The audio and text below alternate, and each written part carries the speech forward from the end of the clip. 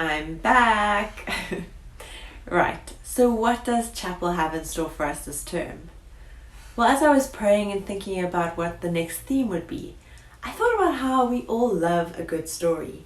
Whether it's a storyline that we get sucked into during a movie or a piece of particularly unbelievable news that's kind of unfolding. Or what about murder documentaries? Or maybe the stories that are about the events of the holidays that we just can't wait to share when we get back to the dorm at the beginning of term. We also use stories to learn. Think about how sometimes we make up stories to remember something that we are studying. Silly little rhymes that start with the letter that whatever it is that you're trying to learn is. You know, that type of thing. Stories are powerful. Jesus knew this. That's why instead of giving us a list of rules for us to memorize when Jesus wanted to illustrate or teach some truth or principle, rather he told us parables, which are short allegorical stories. A good story will stick in our minds and in our hearts, and we can change how we feel about things, what we believe, and how we think we should respond or react to things. Stories work because they are dynamic. We may hear the same story being told, but each of us will get something different out of it.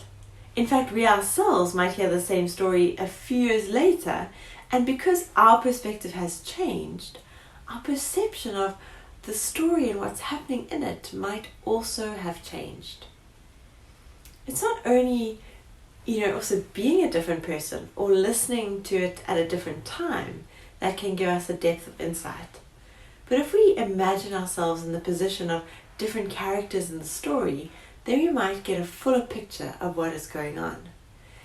An example of this is that you might hear a story about Jesus, and you could think about what it felt like to be the person being healed, the disciples, the crowd looking on, and each of those viewpoints will reveal something more about the story.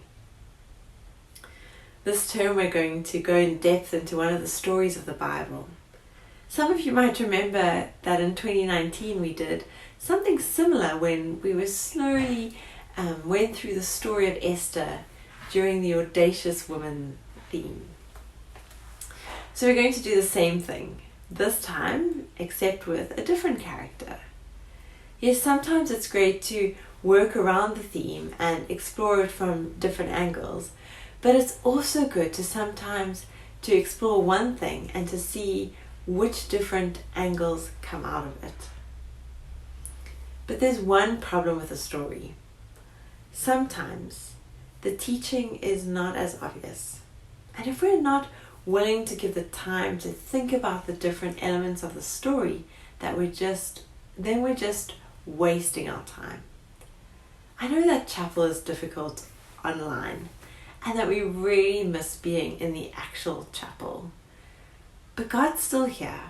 God's still among us and wanting to meet us and grow us. It's up to us whether we take those things that are on offer seriously and meet Him there. There's so many scriptures which tell us this. Jeremiah 29 verse 12 to 14 says, "Then you will call on me and come and pray to me, and I will listen to you. You will seek me and find me when you seek me with all your heart. I will be found by you, declares the Lord." And Matthew 7 verses 7 to 8 says, "Ask and it will be given to you. Seek and you will find. Knock and the door will be opened for you. For everyone who asks receives. The one who seeks finds. And to the one who knocks the door will be opened." This is the word of the Lord. Thanks be to God. This term we're going to follow the story of Joseph. Not Mary and Joseph, but Joseph of Genesis.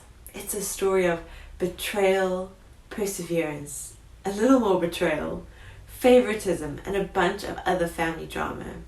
It's got hope, reconciliation, and a lot of honest dealing with tough stuff. While it's set in the ancient Middle East, there is so much that we can relate to in the story. And I look forward to learning more about God and ourselves through it. Amen.